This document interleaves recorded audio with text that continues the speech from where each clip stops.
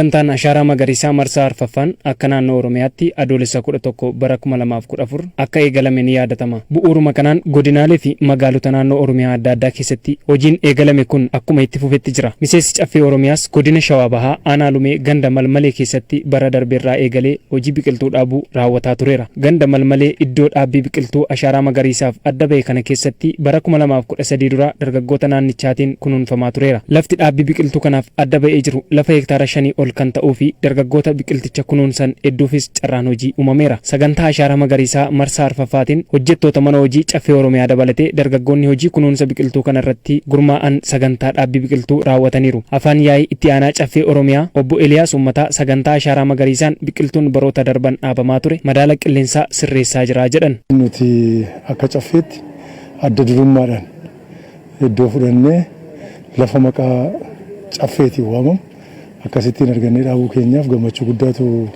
nutti dhaga'ama. Waan labsiidhaan jedhamee hojjetamu otoo hin ta'in kun durumaa kaasee aadaa Oromoo sirna gadaa keessatti biqiltuudhaaf iddoo guddaadha kan qabu.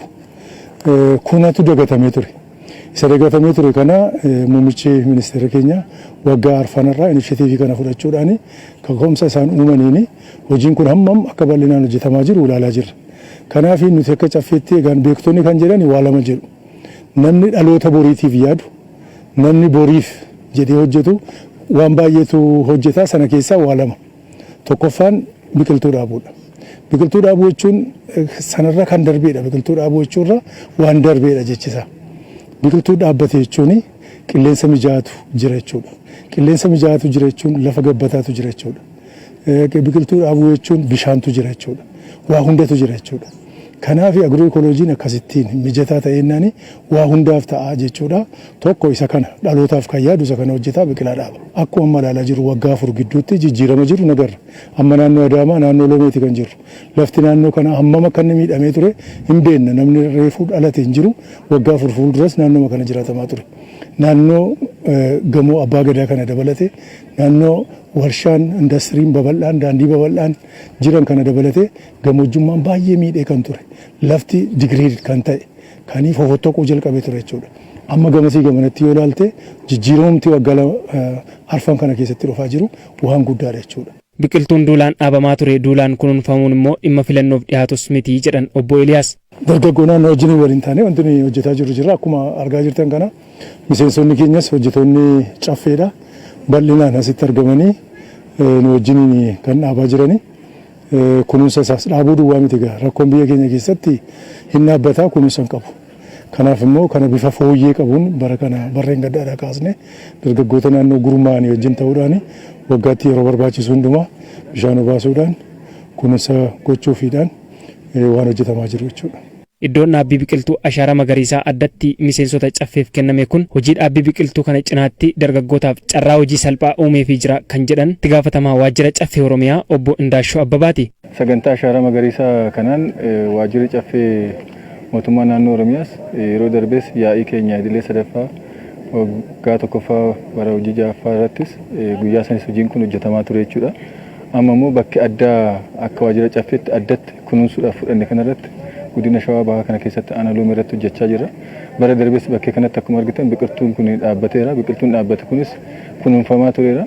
Latiinsa isaas argitan karaa gaarii ta'e fooyya'insa qaba. Bara kanas akkaatuma sagantaa qabannee kanaan biqiltuun kun guyyaa irraa kanas hojjettoota waajjira caffeetii fi akkasumas immoo jiraattota naannootii fi dargaggoota waldaan asirratti gurmaa'an wajjin karaa qindoomina qabuun hojiin kun hojjetamaa jira. Kaayyoon isaas dhaabnee biraa deebi'uu qofa osoo hin ta'in karaa tokkoon bakkee lafa kana karaa guutuu ta'een akkaataatti misoomuu fi misooma itti fakkaataatti ta'uu danda'u. Karaa biraatiin immoo waldaaleen dargaggootaa asirratti gurmaa'an kun carraa hojii karaa uumuu fi danda'uu fi asirratti akkaataa fayyadamoo ta'uu danda'anii karaa qindoomina qabuun kan hojjetamaa jiru. Hojjettoonni waajjira caffee dhaabbii biqiltuu kanarratti hirmaatan biqiltuu dhaabame kana akka hojii ijoo tokkotti ilaaluun sirnaan kunuunfamuu qabaa jechuun dubbatan. Caffeen kun caffee uummata Oromooti. Oromoon immoo aadaa qaba.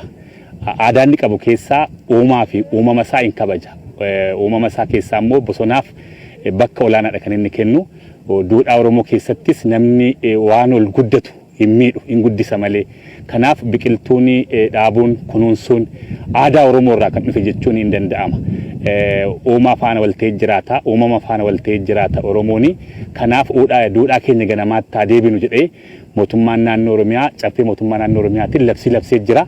Sana keessaa duudhaa keenya ganamaatti haa deebinuun biqiltuu haa dhaabnu, haa kunuunsinu, qilleensa naannoo keenyaa faalamarraa haa ittifnu, lammii yookiin dhaloota taanuuf waan lakkaa'amu waan boruuf ta'u haa dabarsinu. Yeroo baay'ee biqiltuun hin dhaabbata, biqiltuu dhaaban kunuunsuu irratti hanqinatu jira jechuudha. Akkuma waliigalaatti yoo ilaalle.